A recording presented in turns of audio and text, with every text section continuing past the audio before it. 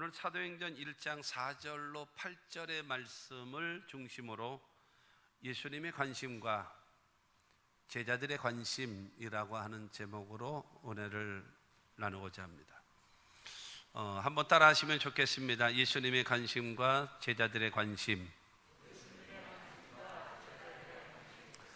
예수님의 관심 가지시는 것과 우리들이 갖고 있는 관심, 거기에 얼마나 차이가 있는가를 한번 참 보면 좋을 것 같아요.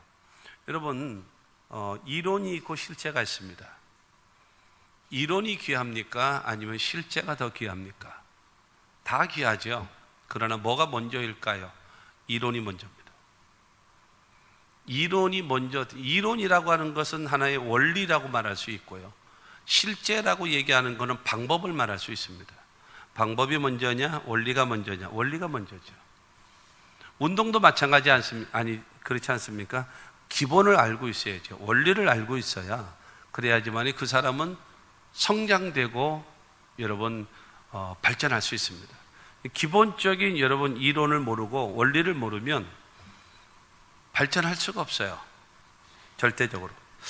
그래서 보게 되어 지금 예수님의 말씀 가운데 마태복음 19장 30절 말씀 보면은, 그러나 먼저 된 자로서 나중되고 나중된 자로서 먼저 될 자가 많으니라 그랬습니다. 먼저 했다고 해서 다 먼저 되는 것이 아니라, 먼저 했는데 그 사람이 나중이 되고, 그 다음에 했는데 먼저 된 자도 있다라는 거죠. 먼저 했으면 다 먼저가 되나요? 먼저 해서 먼저 되는 사람도 있지만, 먼저 했는데 나중 되는 사람도 있고, 어느 사람은 나중 시작했는데 먼저 되는 사람도 있는가 하면, 나중 했는데 그 다음에 결과도 나중 꼴찌가 되는 그런 사람도 있단 말입니다. 그러니까 이게 먼저 했다고도 꼭 먼저 되는 것은 아니고, 나중 했다고도 꼭 나중 되는 것은 아닙니다. 먼저 할 수도 있고 나중 할 수도 있어요. 그러나 마지막이 잘 될 수 있도록, 마지막이 여러분 성공할 수 있도록 여러분 되어지는 우리 모두가 되기를 주님의 이름으로 축원합니다. 그렇게 했으니까 먼저 했다고 해서 무조건 되는 것이 아니에요. 나중에 했다고 해서 기죽을 것이 아니에요. 원리대로 가면. 그렇기 때문에 그런 말이 있잖아요. 속도가 중요한가요? 아니면 방향이 중요한가요? 방향이 중요합니다. 아무리 속도가 빠르면 뭐합니까? 방향이 제대로 맞지 않으면 헛군 대로 가는 거예요. 엉뚱한 대로 가는 겁니다. 엉뚱한 대로. 예를 들어 빠른 속도로 반대쪽으로 간다고 쳐보십시오. 그 사이는 여러분 점점 벌어지는 거죠. 벌어지는 거예요. 그러니까 더디게 갈지라도 방향이 정확하고 목적이 정확하게 되어지면 언젠가 도달할 때가 있다라고 하는 것이죠. 그렇기 때문에 성공하는 사람은 먼저 할 일을 먼저 하고, 그리고 나중 할 일을 나중 합니다. 그러나 실패하는 사람들은요, 나중 할 일을 먼저 하고 먼저 할 일을 나중에 해요. 뒤죽박죽이죠. 그러니까 안 되는 거예요.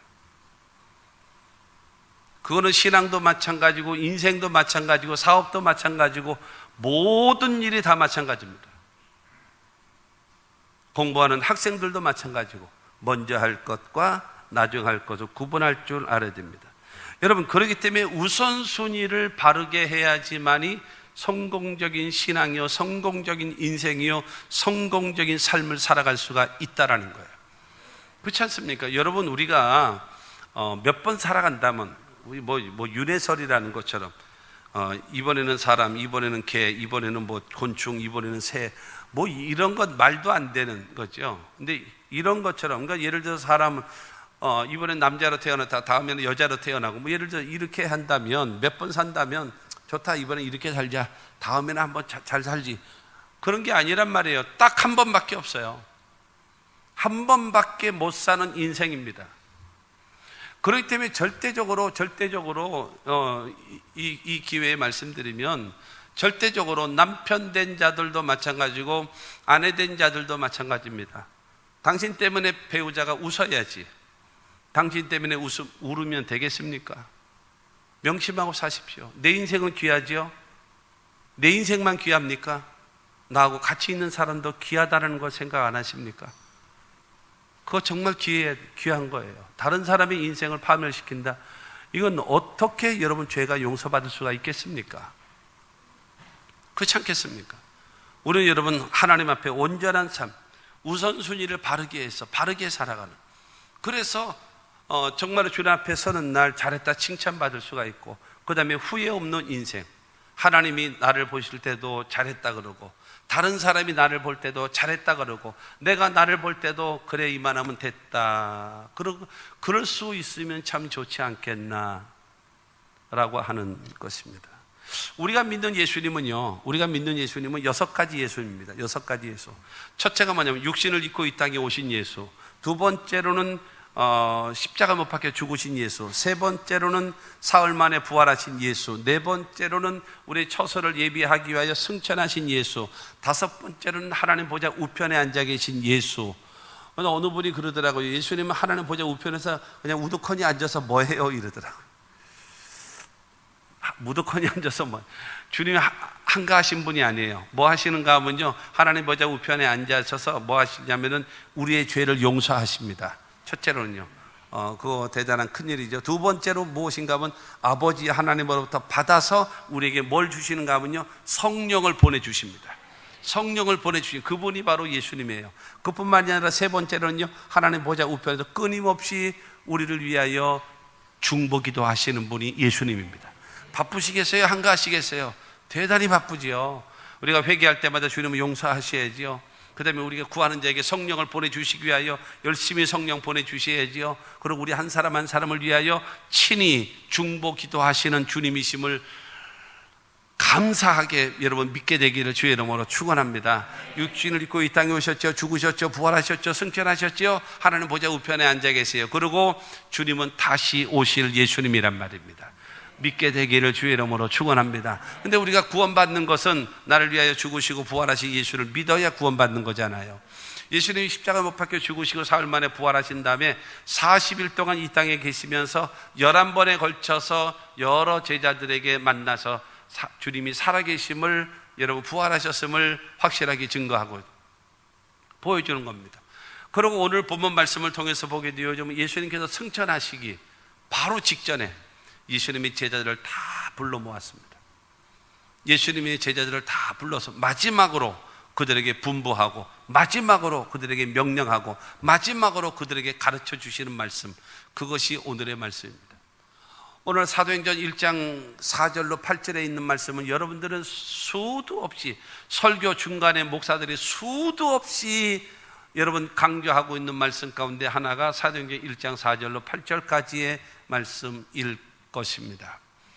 이 말씀을 통해서 여러분 주님께서 나에게, 여러분 우리들에게 주시는 하나님의 음성을 들으시기를 바랍니다. 그래서 한번 점검해 보잔 말이에요. 하나님 앞에 나 자신을 점검해 봐야죠. 내가 잘하고 있나? 주님이 나를 보실 때 인정하고 계실까? 한번 생각해 볼 수 있는 귀한 시간 됐으면 정말 좋겠습니다. 아멘. 첫 번째로는요, 하나님께서 약속하신 성령을 받으라는 거예요. 하나님께서 약속하신 성령을 받으라. 4절 말씀 보게 되어지면 사도와 함께 모이사 그들에게 분부하여 이르시되 예루살렘을 떠나지 말고 내게서 들은 바 아버지께서 약속하신 것을 기다리라. 사도와 같이 다 모였어요. 그리고 예수님 승천하시면서 제자들에게 말씀하십니다. 예루살렘을 떠날 생각하지 마라. 아버지께서 약속하신 성령을 기다리라. 성령을 받으라. 3년 6개월 동안 나를 따라다니면서 배웠다고 뭐 설치고 일하려고 하지 마. 뭔가 된 줄 알고 뭔가 할 줄 알 것 같아서 하려고 하지 마. 하나님의 성령이 임하셔서, 하나님의 성령이 임하셔야, 그래야지만 그 일을 감당할 수가 있다라고 말씀하시면서 하나님의 성령을 받으라는 거예요. 하나님께서는 여러분 요엘 선지자를 통해서 우리에게 약속해 놓으셨거든요. 무엇인가 하면 말세에 남종과 여종에게 성령을 부어주시겠다라고 약속해 놓으셨습니다. 요엘서 2장 28절과 29절 말씀 보면 그 후에 내가 내 영을 만민에게 부어주리니 너희 자녀들이 장래일을 말할 것이며 너희 늙은이는 꿈을 꾸며 너희 젊은이는 이상을 볼 것이며 그때에 내가 또 내 영을 남종과 여종에게 부어줄 것이며. 여러분, 중요한 건 하나님의 성령이 임하면요, 왜 성령을 받아야 되느냐 하면 하나님의 성령이 임하면 자녀들이 장래일을 말한대요. 그리고 늙은이들은 꿈을 꾼답니다. 그러고 나서 여러분 젊은이들은 이상을 본대요. 여러분, 성령이 임하면 자녀들이 장래일을 말하고 늙은이는 꿈을 꾸고 그 다음에 젊은이들은 이상과 환상과 비전을 말할 수 있는. 여러분, 성령의 사람은요 항상 내일을 말합니다. 성령의 사람은요 항상 꿈을 말합니다. 성령의 사람은요 항상 미래를 향하여 말하고 있는 거예요. 여러분, 옛날 고리장 얘기, 그 흔히 말하는 호랭이 담배 필 적 생각하는 이야기, 여러분 이건 아니에요. 이건 아니야. 이거는 마귀 역사지요, 성령의 역사가 아니에요. 하나님의 성령이 임하게 되어지면 여러분 장래일을 말하고 꿈을 꾸게 되어지고 이상과 환상의 사람들이 되어진다는 사실을 믿게 되기를 주님의 이름으로 축원합니다. 여러분에게, 여러분 자녀들에게요, 여러분 같이 신앙생활하면서 강력하게 강제로라도 하나님의 성령을 받게 하세요. 그래야지만 여러분의 자녀가 성령께서 유능하게 만들어 주시고 여러분 비전의 사람과 환상의 사람과 꿈의 사람으로 만들어 주시는 거예요. 할렐루야. 이와 같은 하나님의 성령의 역사가 있게 되기를 바랍니다. 구약 시대에는요, 하나님께서는 그 하나님의 일을 하실 특정한 사람, 선별된 사람에게 성령을 부어주셔서 그 일을 감당하게 하셨어요. 하나님 앞에 쓰임받는 사람들이. 그러나 지금 은혜 시대고 교회 시대인 지금은 어떠냐 하면은요, 여러분 말세에 남종과 여종에게 물 붓듯 부어준다라고 약속해 놓으셨어요. 누구에게 주시나요? 약속하신 성령을 첫째로는 사모하는 자에게, 약속하신 성령을 받기 위하여 회개하는 사람에게, 약속하신 성령을 받기 위하여 기도하는 자에게 하나님의 성령은 임하게 되어짐을 믿으시기를 바랍니다. 성령은요 인격자예요. 인격자이시기 때문에요, 여러분 인격적으로 인정해드리고 환영해드리고 모셔드리고 의지할 때에 성령은 우리 가운데 임하게 되어짐을 믿게 되기를 주의 이름으로 축원합니다. 여러분 알아서 오시겠지 안 오십니다. 알아서 오시겠지 안 오십니다. 여러분 하나님의 성령은 인격자이시기 때문에 인정해드리고 하나님으로 인정해드리고 나에게 오시기를 환영해드리고 내 안에 중심으로 모셔드리고 내가 하는 모든 일에 전적으로 그 성령을 의지하면 성령은 여러분과 함께 하실 겁니다. 인정도 안 하고 환영도 안 하고 모셔드리지도 않는데 내가 너한테 들어갈란다, 안 그래. 그런 거 없습니다. 하나님의 성령은 인격자이십니다.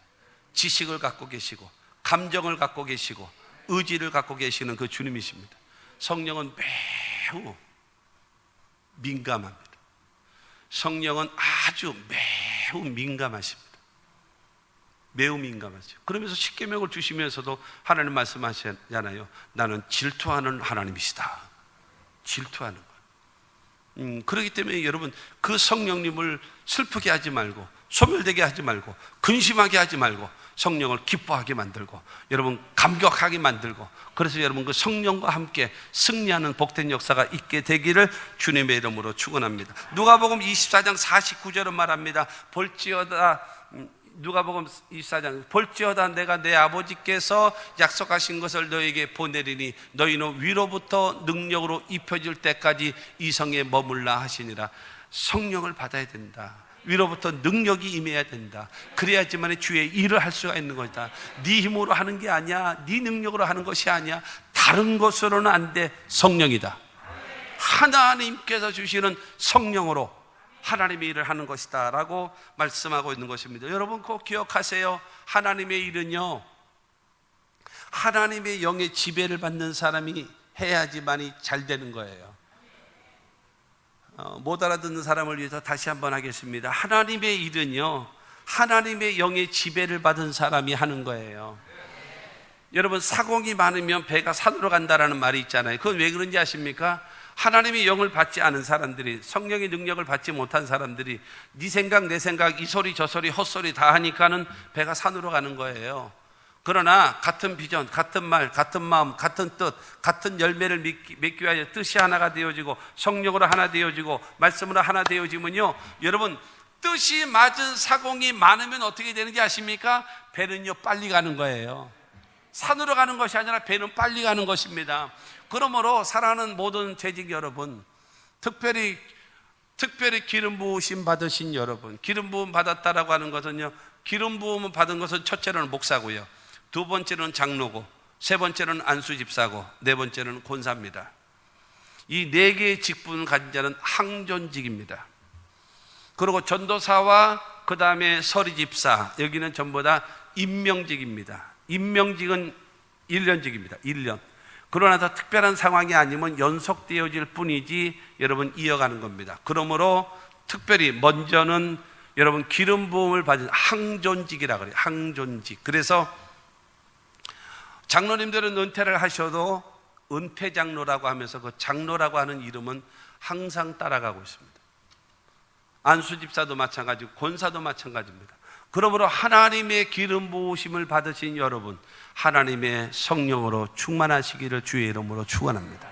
하나님의 성령을 받은 척하지 말고 성령으로 충만하시기를 주님의 이름으로 축원합니다. 하나님의 영이 지배하셔야 돼요. 하나님의 영이 다스리셔야 돼요. 내 생각으로, 내 지식으로, 내 감정으로 여러분 이렇게 살면 안 돼요. 이렇게 살면 성격도 안 좋은데다가 그 성격대로 하면은 어떻게 되라고? 안 돼.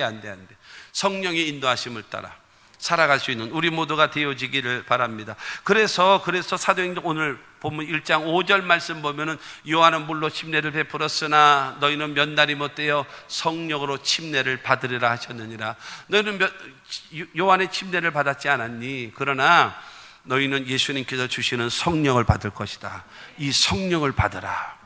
요엘 선지자를 통해서 예언해 놓으신 그 성령을 받으라고 여러분 예수님은 명령하고 있는 겁니다. 여러분 이 성령을 받아야 되는 이유가 뭐냐면은 마태복음 3장 11절 말씀 보면 나는 너희로 회개하게 하기 위하여 물로 침례를 베풀거니와 내 뒤에 오시는 이는 나보다 능력이 많으시니 나는 그의 신들을 들기도 감당하지 못하겠노라. 그는 성령과 불로 너에게 침례를 베푸실 것이요. 여러분 요한은 물침례를 받았어요. 물로 회개케 하기 위하여 물침례를 받았습니다. 우리가 하나님 앞에 나와서 옛사람이 죽고 새사람으로 거듭남의 역사가, 그러면 죄를 회개하고 새사람으로 거듭남의 상징으로서 침례를 받게 된단 말입니다. 그러나 예수님께서 주시는 성령은요, 여러분 성령이 내게 임하셔 불처럼 임해서 죄가 태워지고 악이 태워지고 귀신이 떠나가게 되는 겁니다.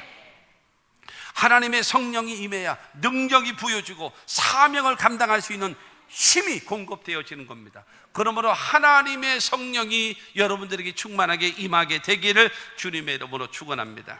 여러분 이 성령의 단계를 여러분들이 좀 아셨으면 좋겠어요. 첫째가 뭐냐면요, 성령의 감동입니다. 성령의 감동. 고린도전서 12장 3절 말씀 보게 되어지면 그러므로 내가 너희에게 알리노니 하나님의 영으로 말하는 자는 누구든지 예수를 저주할 자라 하지 아니하고 또 성령으로 아니하고는 누구든지 예수를 주시라 할 수 없느니라. 성령의 감동입니다. 성령의 감동으로 말미암아서 예수가 누구신지를 알게 만들고 예수가 나의 구주라고 고백하게 만들고 예수 믿음으로 인하여 구원받은 하나님의 백성이 되게끔 만드시는 역할, 여러분 성령의 감동케 하심으로 인하여 우리를 예수를 알게 만들고 예수를 믿게 만들고 예수를 고백하게 만들어서 하나님의 자녀가 되게 만드는 성령의 감동이 있으시기 바랍니다. 여러분 예수가 나의 구주이심을 믿으시면 아멘 하시기 바랍니다. 여러분 그것은 예수가 나의 구주라고 믿어진다는 그 자체가요, 하나님의 성령이 나와 함께 하신다는 거예요. 얼굴을 보세요. 여러분 옆 사람 얼굴을 쳐다보세요. 예수 믿게 생겼나? 예수 믿게 생겼나 봐. 예수 전혀 안 믿게 뺀질뺀질하게 생겼잖아요. 근데 그 안에 여러분 하나님의 성령께서 여러분 예수를 구주로 알게 되고 구주로 믿게 되고 구주로 고백하게 되어져서 하나님이 자녀 삼아주시고 천국 삼아주신 그 성령이, 그렇기 때문에 복음을 불신자들에게 전하게 되어지면요, 그래도 그 말씀을 듣고 나서 그래야지 저기 당신이 믿는 예수 나도 믿을게요 라고 그게 바로 성령의 감동이란 말이에요. 그래서 이제 예수 믿게 만든, 이건 성령 충만이 아니에요. 이건 성령의 침례가 아니에요. 이거는 성령의 감동입니다. 성령의 터치, 성령이 내주하시는 그 역사입니다. 그 다음에 두 번째가 여러분 성령의 침례입니다. 오늘 본문 말씀 1장 5절을 다시 보면 요한은 물로 침례를 베풀었으나 너희는 면달이 못되어 성령으로 침례를 받으리라. 성령으로 침례를 받는 거예요. 하나님의 영으로 충만케 임하는 것입니다. 구원받고 제자된 자들, 그들에게 하나님의 성령을 받아야 된다라고 말씀하십니다. 성령의 침례가 임해야 권능이 임하고, 성령의 침례가 임해야 우리에게 은사가 나타나고, 성령의 침례가 임해야지만이 예수의 증인될 수 있다는 사실을 믿게 되기를 바랍니다. 여러분, 사도행전 2장에 나와 있는 오순절날 마가다락방에 내렸던 성령의 여러분 역사는요, 성령 충만이 아닙니다. 그건 성령의 침례입니다. 성령의 그 역사하심, 충만케 하심과 여러분 침례케 하심의 역사가 한꺼번에 여러분 임하는 것입니다. 그러니까 성령 침례를 받으면, 성령 침례를 받게 되어지면 받은 증거로 나타나는 현상이 바로 무엇인가 하면 방언입니다. 하나님의 성령이 내게 임하시면 내가 성령을 받은 증거로서 나타나는 현상이 거의 방언입니다. 그리고 표적으로 방언이 임한 다음에 그것이 은사로 바뀌어집니다. 그렇지 않는, 은사가 되지 않는 사람도 혹가다 있습니다만은, 그러나 거의 다 하나님의 성령의 침례를 받았다면 그러면 방언의 표적 방언과 더불어 그것이 은사 방언으로 나타나는 경우가 대단히 많다. 그렇기 때문에 사도 바울은 사도행전 19장 2절을 통해서 말합니다. 이르되 너희가 믿을 때에 성령을 받았느냐. 여러분, 에베소 교회의 성도들입니다.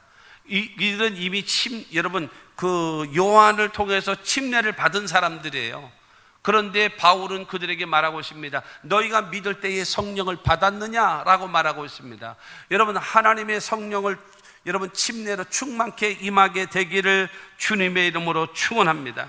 그래야지만이 여러분 하나님의 성령이 나에게 충만히 여러분 나에게 임하는 겁니다. 세 번째가 성령의 충만입니다. 첫째가 성령의 감동이고요, 두 번째가 성령의 침례, 저희 성령 세례라 그러죠. 성령 침례. 그 다음에 세 번째가 성령으로 충만한 것입니다. 이 성령 충만이라고 하는 것은, 그러니까 성령의 침례라고 하는 것은 하나님의 성령이 나와 함께 하시는 겁니다. 함께 충만하게 임하는 사건입니다.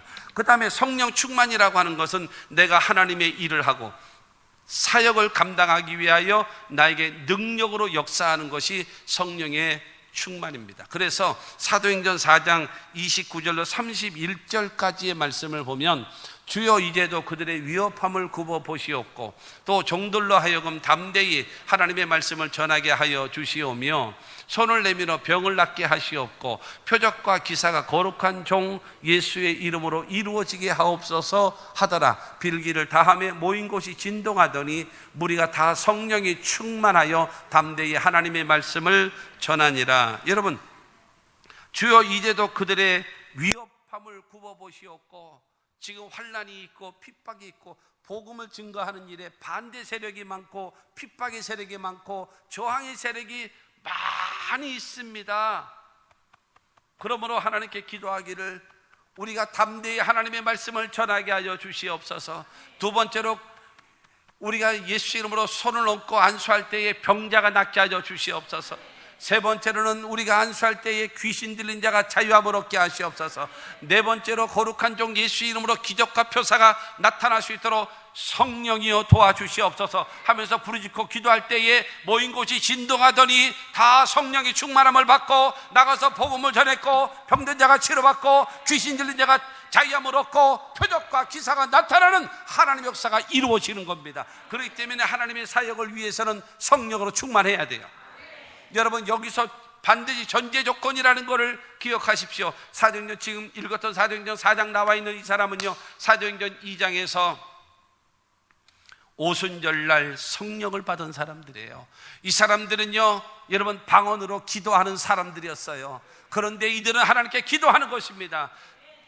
핍박이 있고 환난이 있고 저항이 있는 이곳에서 담대히 하나님 말씀을 전해야 되겠사오니 병든 자가 낫게 되어지고 귀신 들린 자가 자유함을 얻게 되어지고 하나님 살아계심이 표적의 역사가 나타나게 되겠사오니 우리를 도와달라고 힘을 달라고 기도했더니 성령이 임하게 되어지고 그 핍박 가운데서도 담대하게 예수의 복음을 전할 수 있게끔 주시는 것이 무엇인가? 성령의 충만입니다. 예배드리기에 앞서서 여러분 성령 충만함을 구해야 됩니다. 찬양하기 위해서 성령으로 충만함을 구해야 합니다. 여러분 모든 사역을 감당하기 위해서 여러분 성령으로 충만함을 구해야 합니다. 여러분 그래서 성령 충만한 가운데 예배하고 찬양하고 섬기고 헌신하면 하나님은 영광을 받으시고 내 자신은 뛸 듯이 기쁘고 감사하고 감격이 넘쳐나는, 할렐루야. 이렇게 예배 드려야 기쁜 거예요. 이렇게 예배 드려야 내 마음속에 물밀듯 내 마음에 기쁨이 넘치게 되는 하나님의 역사가 있어짐을 믿게 되기를 주님의 이름으로 축원합니다. 그 다음에 성령은 재충만. 하나님의 성령으로 또 충만하고 또 사역 감당하고 또 충만해서 봉사 일을 하고 또 충만해서 하나님의 복음을 전하고 또 충만해서 선교하게 되어지고, 이것이 재충만의 반복과 더불어 하나님의 성령의 은사가 나타나고 성령의 능력이 나타나고 성령의 열매가 나타나서 우리의 삶에 하나님의 성령의 도우심으로 날마다 승리할 수 있고 죄도 이길 수 있고 마귀도 이길 수 있고 시험을 이길 수 있고 유혹을 이길 수 있고 나 자신의 욕망도 이기며 살아갈 수 있도록 성령은 능력으로 도와주시는 겁니다. 그러므로 성령의 감동으로 여러분 예수를 믿고 구원받으신 여러분, 이것으로 만족할 것이 아니라 하나님 내게 성령으로 충만함을 주시옵소서. 하나님의 성령의 침례를 받기를 원합니다. 하나님의 성령이 나에게 충만히 임하기를 원합니다. 그리고 모든 사역을 감당하기에 앞서 하나님 앞에 부르짖고 기도해서 성령 충만한 가운데 예배하고 찬양하고 헌신하고 순종하는 여러분들이 되셔서 하는 곳곳마다 하나님의 성령이 도와주시는, 이걸 알아야 돼요. 너무나 많은 사람이 몰라 이 과정을. 그러니까는 구원받았으니까 나는 이제 성령 받았다, 나는 성령 충만한 사람이다, 이 착각하고 살고 있는 거예요. 착각하고 살아가는 거예요. 여러분 그래서 성령 받아서 사명 감당하고 직분을 감당하고 정말로 여러분 나를 이길 수 있는 힘을 공급받는 우리 모두가 다 되시기를 바랍니다. 그때 이제 두 번째로 제자들의 관심입니다. 이렇게 예수님께서 아버지 약속하신 성령을 받아라.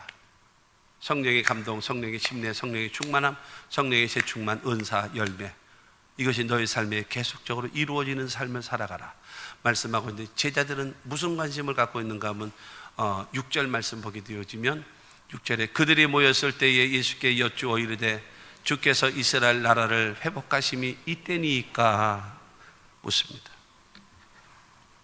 이스라엘 나라를 회복하심이 지금이십니까? 라고 묻는 거예요. 자기네들의 관심사를 지금 예수님께 질문하고 있는 것입니다. 이스라엘 나라 사람들의 최대의 관심, 최대의 소원이 바로 무엇인가 하면 지긋지긋한 이 로마 나라의 속박과 억압 가운데 살고 있는 여기서 자유함을 얻기를 원하는 거예요. 해방함을 얻기를 원합니다. 그야말로 수백 년 동안 남의 나라의 지배를 받고 억압받고 고통 가운데 살고 있는 그들의 대망, 큰 소망이 바로 무엇인가 하면 하나님이여 메시아를 보내주시옵소서. 그리고 메시아를 통해서 우리나라를 자유케 하시옵소서. 옛날에 다윗 왕 때와 같이 솔로몬 왕 때와 같이 부귀영화를 누리고 강력한 이스라엘 나라 되게 하여 주시옵소서. 여러분 그들의 소원이 바로 그거였습니다. 이스라엘 나라 회복입니다. 그러니까 뼈저리게 여러분 꿈꾸고 있는 소원입니다. 예수님의 제자들은요 예수님을 메시아로 믿었어요. 그리고 예수님을 따라다니는 겁니다. 그런데 예수가요 3년 반 동안 따라다녔는데 예수가 예루살렘으로 올라가셔가지고 나는 장로들에게 잡힌다, 그러고 죽는다, 그러고 사흘 만에 부활한다, 너무너무 어처구니 없는 얘기를 하시는 거예요.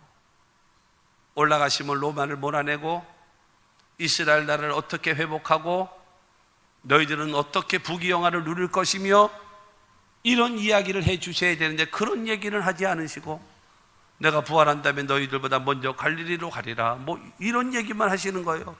그렇게 되어지니까 가룟 유다가 그래 죽을 바에는 내 손에 죽어라 그리고 은삼십에 팔아먹는 거예요. 예수님 십자가에 못 박히기 위하여 잡혀갈 때에 예수님의 제자들은 다 버리고 도망갔습니다. 수제자라고 불렸던 그 베드로 같은 경우도 모른다고 부인하고 저주하고 맹세까지 하면서 예수를 멀리 떠나가 버리고 말았어요. 지난주에 설교했던 대로 예수님 부활하신 것 같기도 했지만, 그러나 나는 옛 직업으로 돌아갈란다. 내가 무슨 놈의 사람 낚는 어부냐? 내 주제에 고기나 잡고 그냥 어부로 평생 살다가 죽지 뭐. 그러고 가는데 예수님이 찾아오셔서 다시 사도로 세워주지 않았습니까? 여러분, 예수님의 제자들은 예수께서 십자가 못 박혀 죽으심으로 인하여 뭘 생겼는가 하면 절망이라는 것이 생겼어요. 그래서 뿔뿔이 흩어진 거예요. 12명의 제자는 아니었습니다만 엠마오로 내려가던 제자들도, 여러분 제자잖아요. 그러고 나서 예수를 따르던 자예요. 예수가 죽자 떠나가는 거예요. 거기다 예수님 그거 찾아가셔서 그들을 여러분 예수이신 것을 알게 만들고 다시 예루살렘으로 오게끔 만드시는.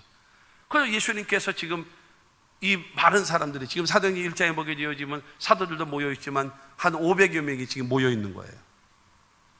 예수님 승천하시는 모습을 500여 명 보는 앞에서 여러분 승천하셨기 때문에 그 앞에 있는 거예요. 그러니까 여러분, 그러면서 지금 예수님께서 성령, 요한은 물로 침례를 베풀었거니와 너희는 몇 날에 못하여 성령으로 침례를 받으리라, 성령을 말하거든요. 하나님의 영을 말하거든요. 그렇기 때문에 그들은 생각합니다. 이때다. 예수님께서 우리 이스라엘 나라를 회복할 때가 바로 지금이다. 그렇기 때문에 예수님께 물어온 겁니다. 이스라엘 나라를 회복하심이 이때니까? 지금입니까? 즉각적으로 나타납니까? 아니면 조금 기다려야 됩니까? 언제입니까? 주님, 이렇게 얘기하는 거예요. 엉뚱한 얘기하는 거죠. 예수께서 십자가에 죽으신 이유는 바로 무엇입니까? 우리의 죄를 담당하기 위하여. 그가 찔림은 우리의 허물을 인하며 그가 상함은 우리의 죄악을 인함이라. 그가 징계를 받음으로 우리가 평화를 누리고 그가 채찍이 맞음으로 우리는 다 나음을 입었도다. 우리는 다 안 같아서 그릇 행하여 각기 제 길로 갔거늘 야훼께서는 우리 무리의 죄악을 그에게 담당시키셨도다. 예수님은 우리의 죄를 위하여 십자가 못 박혀 죽으시고 사흘 만에 부활하셨는데, 여러분 예수님의 제자들은 이 예수가 지금 이스라엘 나라를 회복시켜 줄 것을 기대하고 있는 것입니다. 그들의 사상 속에는요, 이스라엘 사람들이 특히 이제 사사기, 우리가 금요일 날 사사기 공부하잖아요. 사사기를 통해서 보게 되어지면 그들의 사이클이 있습니다. 무슨 사이클이 있는가 하면은 평안해지면 우상을 섬기고 타락해요. 우상을 섬기고 타락하는 이스라엘에 대해서 하나님은 주변 나라들을 통해서 징계하시고 심판하십니다. 그러면 이스라엘 백성들이 하나님 앞에 회개하고 부르짖기를 시작하는 거예요. 그러면 하나님은 사사를 세우셔서 사사를 통해서 그들을 회복시키시는 그 역사, 그것이 악순환의 반복, 사이클입니다. 평안해지면 타락하고, 타락하니까 하나님의 징계와 심판이 임하고, 그로 인하여 그들이 회개하고 부르짖자 하나님은 사사를 통해서 이스라엘 나라를 회복시키시는 이 악순환의 반복이거든요. 그런데 지금 자기네 조상들이 죄를 지어서 이와 같이 로마라는 강력한 나라의 지배를 받고 억압받고 있는 이 상황에서 우리가 하나님 앞에 기도하면서 이스라엘 나라 회복해달라고 기도했더니 하나님은 지금 메시아인 예수를 보내셨고, 그 다음에 죽었다가 부활한 저 예수가 바로 사사와 같이 우리나라를 회복시킬 메시아로 보는 거예요. 그러면서 여러분 예수님께 요구하는 겁니다. 이때입니까? 그런 마음을 갖고 있으니까, 그런 마음을 갖고 있기 때문에 마가복음 10장 35절로 37절 말씀 보게 되어지면 세베대의 아들 야고보와 요한이 주께 나와 여짜오되 선생님이여 무엇이든지 우리가 구하는 바를 우리에게 하여 주시기를 원하옵나이다. 이르시되 너희에게 무엇을 하여 주기를 원하느냐? 여짜오되 주의 영광 중에서 우리를 하나는 주의 우편에서 하나는 좌편에 앉게 하여 주옵소서. 이건 무슨 말이에요? 예수님께서 지금 예루살렘을 향하여 가는 것은 십자가 못 박혀 죽고 사흘 만에 부활하기 위하여 예수님은 올라가시는 거예요. 그러나 예수님의 제자들은 어떤 생각을 가지고 있는가 하면, 예루살렘에 올라간다 그러면 이제 로마 너희들은 다 죽었다, 이제 다 끝났다, 우리 이스라엘 나라를 회복할 것이고 우리는 이제는 부귀영화를 누릴 것이고 새로운 나라가 세워질 것이다, 이거 생각하는 거예요. 그러면서 지금 야고보와 요한은 말합니다. 주님께서 왕이 되시면 우리 두 형제, 야고보와 요한, 우리 두 형제가 하나는 주님의 우편에, 하나는 오른편에, 그러니까 하나는 우리 둘 중에 하나는 국무총리 세워주시고 우리 한 사람은 국무장관을 세워주십시오. 지금 요 소리 하는 거예요. 그렇게 되어지니까 41절 말씀 보게 되어지면 열 제자가 듣고 야고보와 요한에 대하여 화를 내거늘, 야 너희 형제끼리 다 헤쳐먹어라, 다 헤쳐먹어, 지금 이러는 거예요. 지금. 이거 뭐예요? 지금 12명이 다 똑같다라는 거예요. 예수님을 통해서 하나님의 나라가 확장되고, 여러분 이 하나님의 영광이 나타나는 것에 대해서는 전혀 아랑곳도 없고 생각도 없고 관심도 없고, 중요한 것은 이스라엘 나라가 회복되는 것만 갖고 있고, 내가 출세하는 것만 갖고 있고, 내가 부귀영화를 누리는 것만 관심 갖고 있고, 내가 잘 되는 것만 관심 갖고 있는 것이 제자들의 모습이요 우리들의 모습이란 말이에요. 예수님과 전혀 안 맞는 거죠. 이게 안 맞는 거야.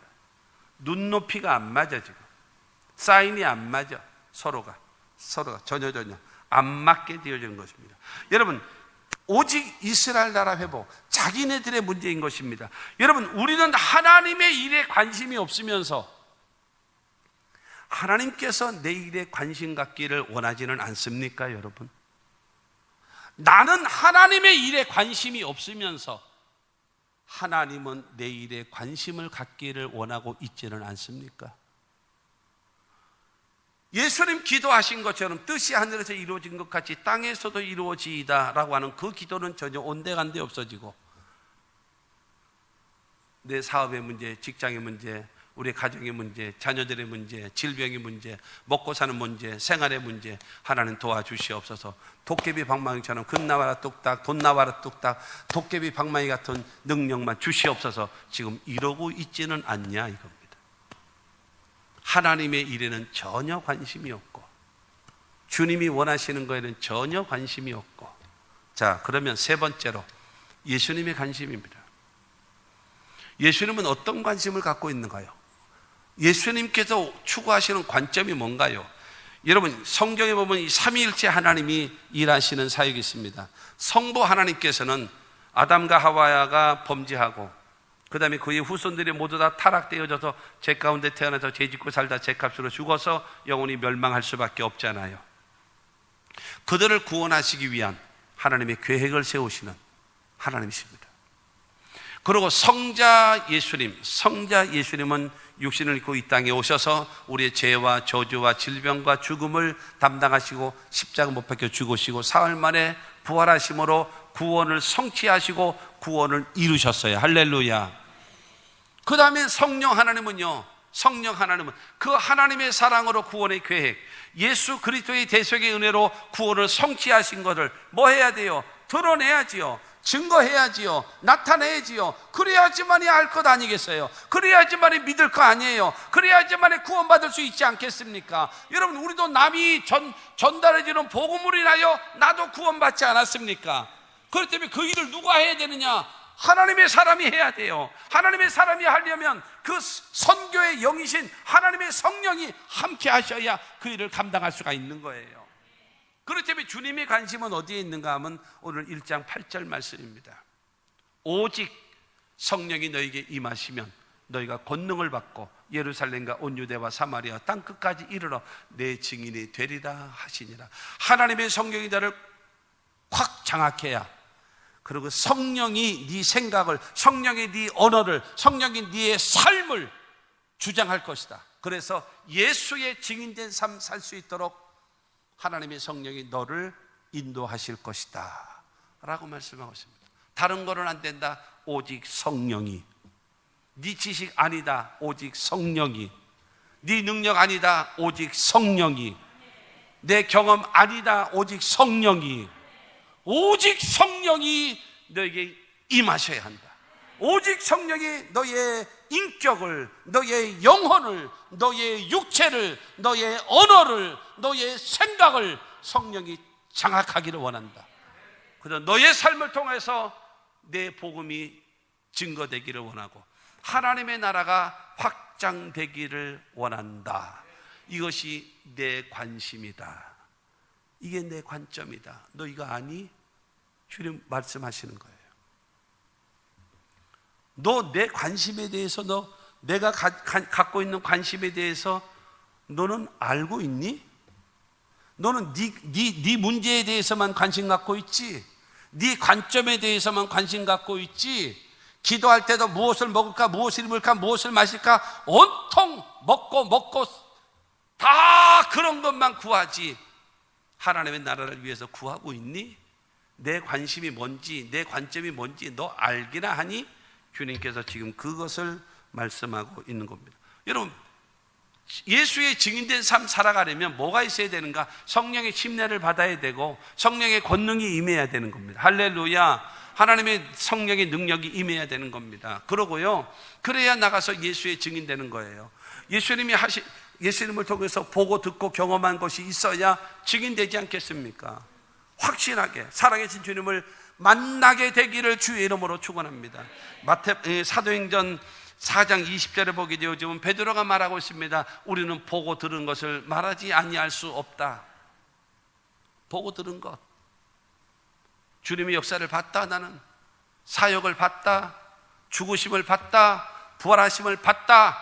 주님의 모든 사역을 나는 봤다. 그 예수 부활하신 걸 나는 봤다. 주님 말씀을 나는 들었다. 그러므로 나는 그 예수의 증인이다 라고 말하고 있는 겁니다. 사도 요한도 말하고 있습니다. 요한 1서 1장 1절부터 보면은 태초부터 있는 생명의 말씀에 관하여는 우리가 들은 바요, 눈으로 본 바요, 자세히 보고 우리 손으로 만진 바라. 우리 예수와 함께 동거동락했다. 주님의 말씀을 들었다. 주님의 사역을 봤다. 예수의 죽으심을 봤다. 예수의 부활하심을 봤다. 그 예수를 믿으면 구원함을 얻고 생명을 얻는 것은 우리가 증인이다. 지금 사도 바울이 말하는 거,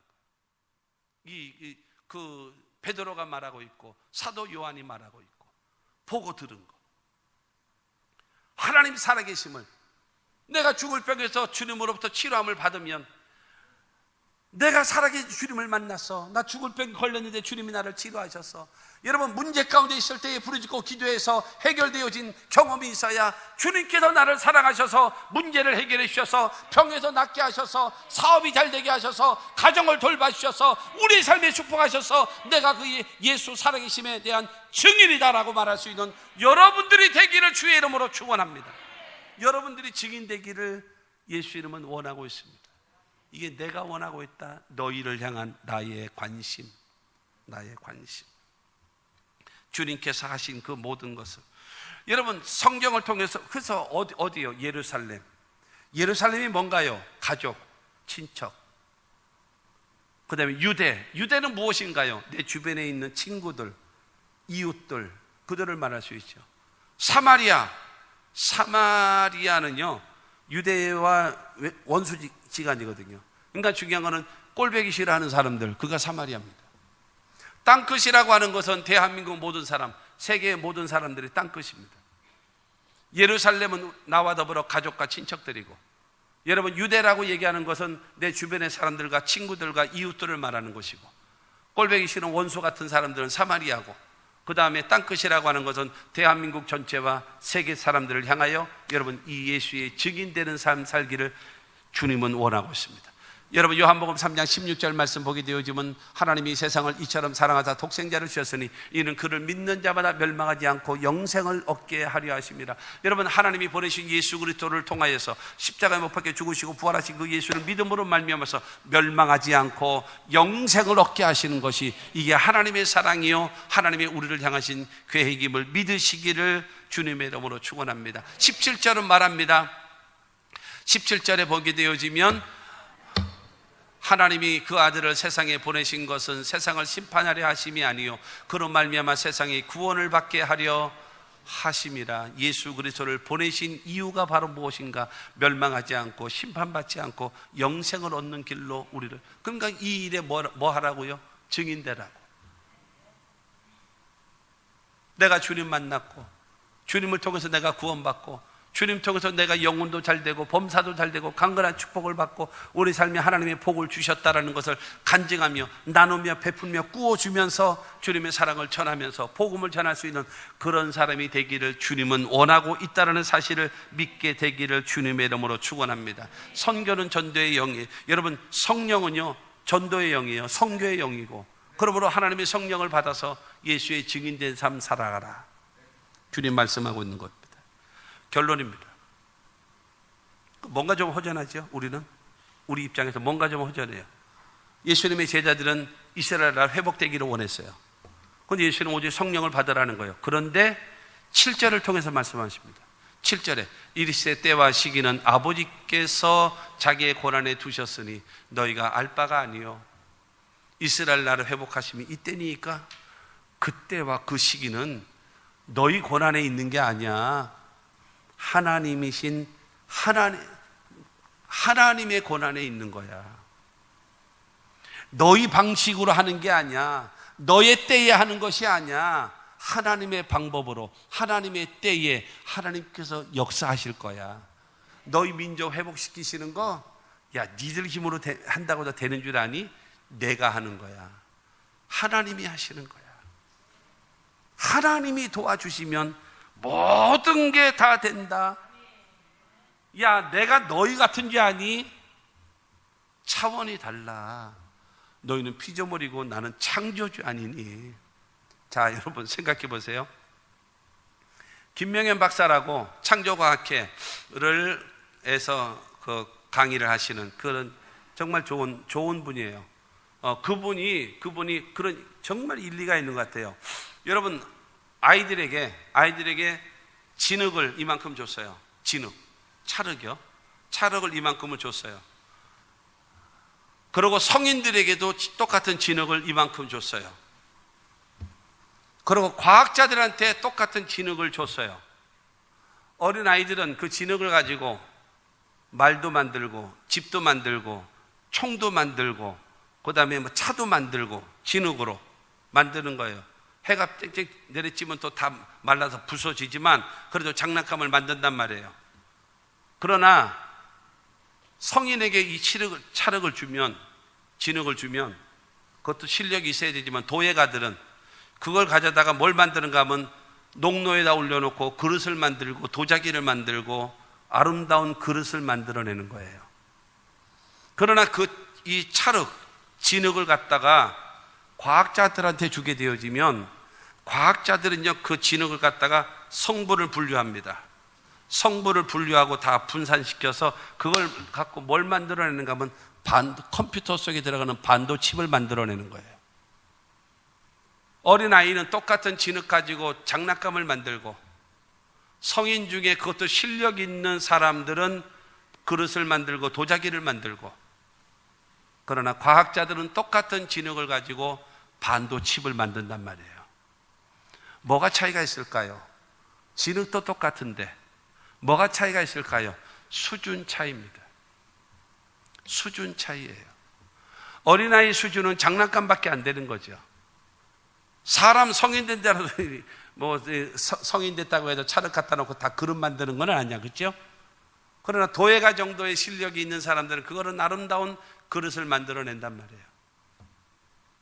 과학자는 반도칩을 만들어내는 창조주 하나님께서 저와 여러분들의 모든 삶에 너희는 무엇을 먹을까, 무엇을 입을까, 무엇을 마실까 염려하며 근심하며 걱정하며 살지, 하나님은 이 모든 것이 있어야 될 줄을 이미 다 아신다.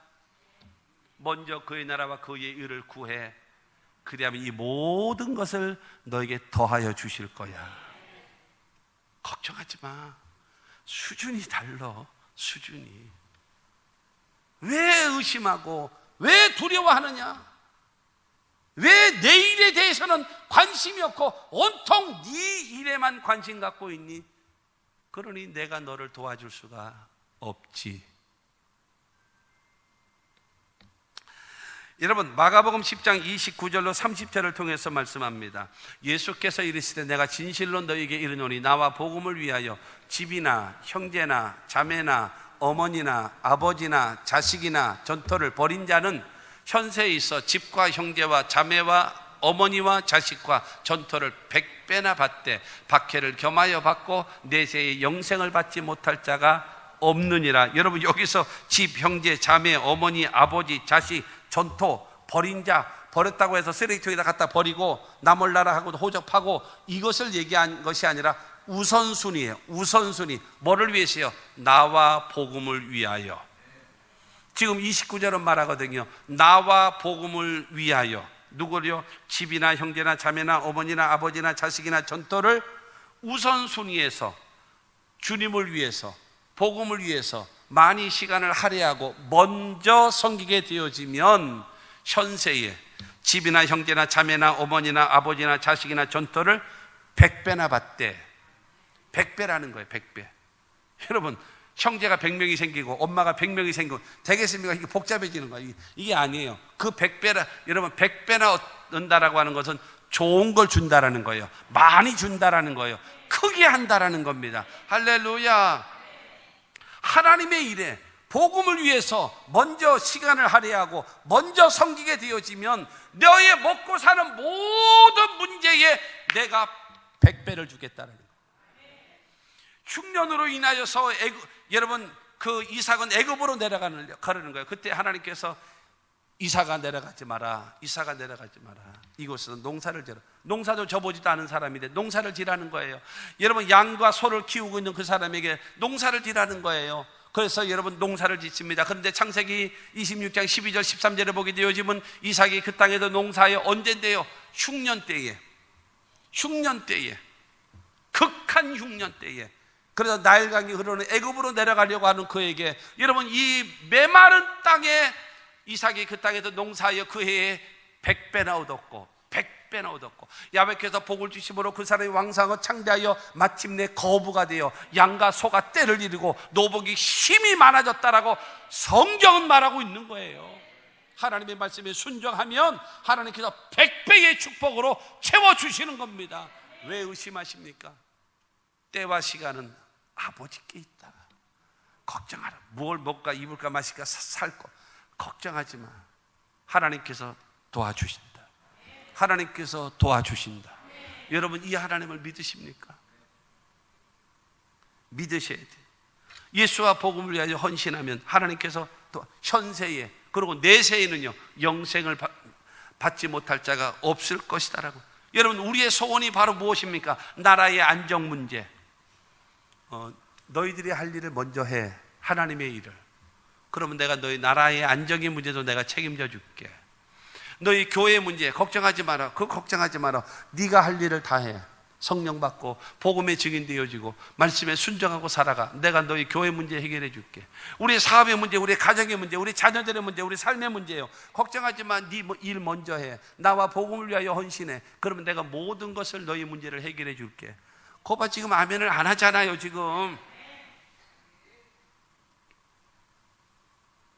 지금까지 살아오고 내가 수십 년 예수를 믿었다고 하면서 하나님의 일에는 관심이 없고 온통 내 일에만 관심이 꽉 목구멍까지 욕심이 차가 있어가지고 구하는 것 주시옵소서, 못 구한 것까지 주시옵소서, 몽땅 다 주시옵소서. 목구멍이 여러분 목구멍까지 욕심이 차 올라와 앉아 있어.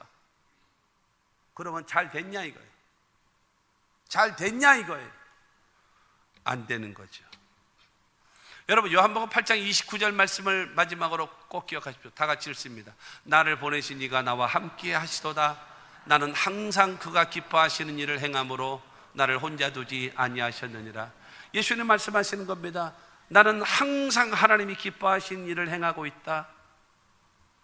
그렇기 때문에 그 하나님은 나를 혼자 두지 아니하시고 나를 보내신 하나님이 나와 늘 함께 하셨다.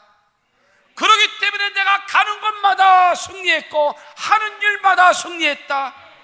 하나님이 기뻐하는 일을 행했더니 하나님이 나를 혼자 두지 아니하시고 나를 보내신 하나님이 성령으로 나와 함께 하셨다. 그러므로 가는 곳마다 잘 된다. 가는 곳마다 승리한다. 여러분 내가 중요한 얘기를 해드릴게요. 하나님의 말씀을 아멘하는 게 중요한 것이 아니고 하나님의 말씀을 아는 것이 중요한 게 아니고 그 하나님의 말씀이 내 삶에 실천되는 것이 그게 아멘입니다. 내 삶에 실천되지 아니하는 입으로 습관적으로 나오는 아멘은 아무 효력이 없어. 아무 힘이 없고. 결론으로 말씀드리고 싶은 게 있습니다. 우리의 관심을 예수님의 관심에 여러분 맞추어가면 하나님께서 하나님의 방법으로 하나님의 때에 우리를 도와주실 것입니다.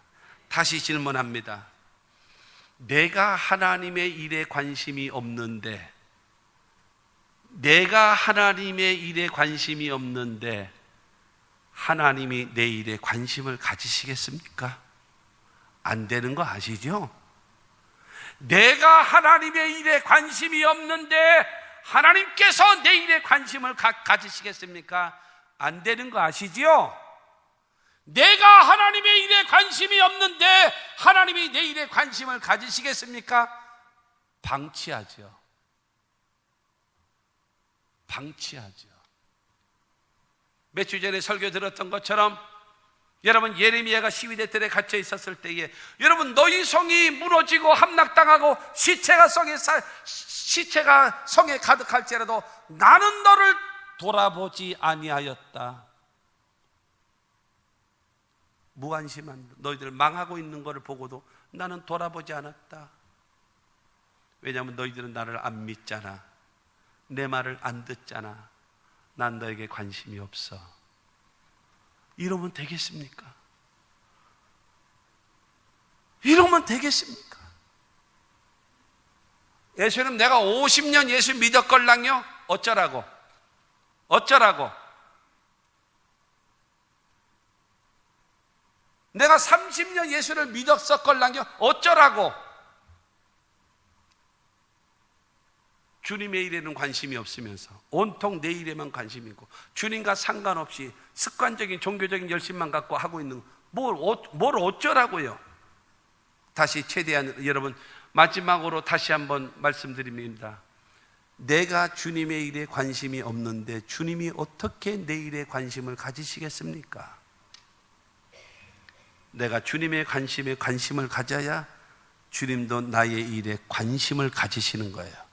나를 사랑하는 자가 나의 사랑을 입는다라고 말씀하세요.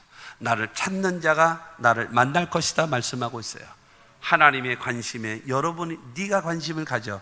그럼 나는 너의 삶을 관심을 가지리라. 이 말씀을 기억하시고, 조지 물려, 여러분 고아의 아버지라고 불려오는 조지 물려는 5만 번 기도해서 5만 번 기도 응답받았대잖아요. 5만 가지를 기도한 게 어디 있겠어요?